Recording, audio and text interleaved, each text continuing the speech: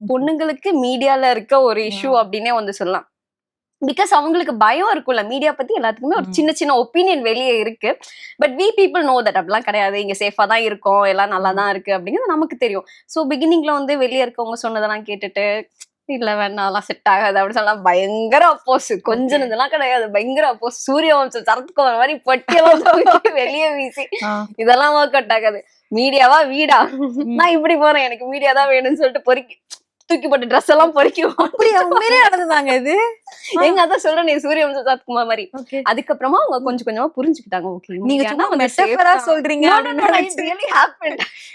அதுக்கப்புறம் கொஞ்சம் நாளா புரிஞ்சுக்கிட்டாங்க. ஓகே, பொண்ணு சேஃபா தான் இருக்கா, சோ நம்ம நினைக்கிற மாதிரி அது ஒண்ணும் தப்பான ஃபீல் எல்லாம் இல்ல அப்படி சொல்லி புரிஞ்சுக்கிட்டு நல்லா அக்செப்ட் பண்ணிட்டு இப்பெல்லாம் இப்போ எவ்வளவு ஹாப்பியா இருக்காங்க. வேற லெவல்ல.